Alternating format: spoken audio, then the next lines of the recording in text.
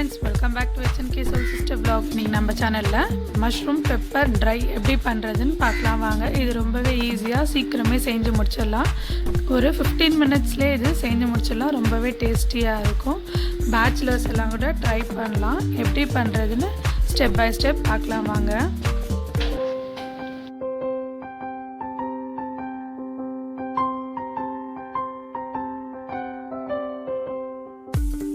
நான் இங்கே ஒரு பேக்கெட் மஷ்ரூம் எடுத்திருக்கேன். இதை வந்து நம்ம இப்போ சுடு தண்ணியில் போட்டுக்கலாம். போட்டுட்டு கொஞ்சமாக மஞ்சள் தூள் உப்பு போட்டு கொஞ்ச நேரம் அது வந்து ஒரு 5 மினிட்ஸ் இருக்கட்டும். நம்ம இப்போ செய்ய ஆரம்பிச்சிடலாம். இது நல்லா சுடு தண்ணியில் போட்டு எடுத்துக்கோங்க. இப்போ ஒரு கடாய் எடுத்துக்கலாம். கடாயில் எண்ணெய் சேர்த்துக்கலாம். ஒரு 1/4 டேபிள் ஸ்பூன் சோம்பு சேர்த்துக்கலாம். சோம்பு பொரிஞ்சதும் ஒரு 1/2 டேபிள் ஸ்பூன் இஞ்சி பூண்டு விழுதை இது கூட சேர்த்துக்கலாம். சேர்த்துட்டு கொஞ்சமாக கருவேப்பிலை சேர்த்துக்கலாம். கருவேப்பிலை பொரிஞ்சதும் ஒரு மீடியம் சைஸ் குடமிளகா நான் எடுத்திருக்கேன். அதை இது கூட சேர்த்துக்கலாம். நீளமாக கட் பண்ணி வச்சுருக்கேன். அதை சேர்த்துக்கலாம்.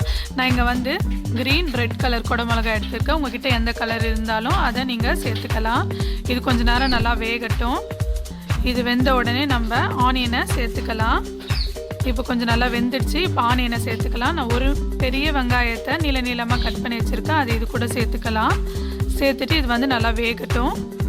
ஆனியன் வெந்ததும் நம்ம வேக வச்சுருக்க சுடு தண்ணியில் போட்டு வச்சுருக்க மஷ்ரூமை இது கூட சேர்த்துக்கலாம். கொஞ்சம் பாருங்கள், இந்த மாதிரி மீடியம் சைஸாக கட் பண்ணிவிட்டு சேர்த்துக்கோங்க.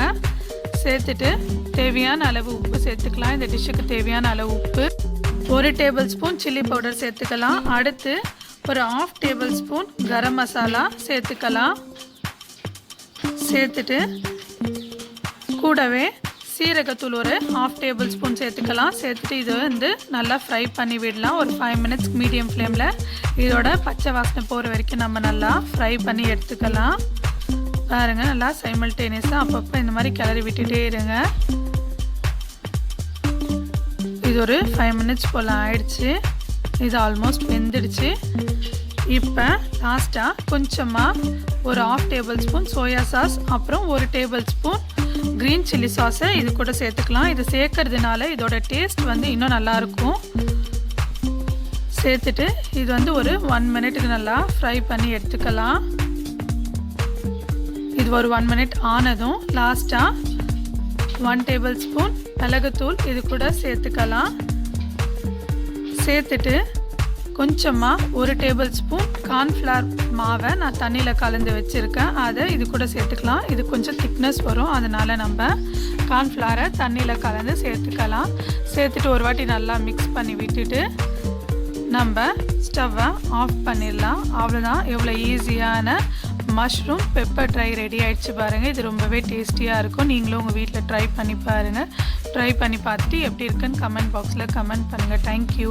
எங்கள் சேனலை லைக் பண்ணுங்கள், ஷேர் பண்ணுங்கள், மறக்காமல் சப்ஸ்கிரைப் பண்ணுங்கள். கூட இருக்கிற பெல் ஐக்கானையும் கிளிக் பண்ணுங்கள். தேங்க்யூ. பாய்.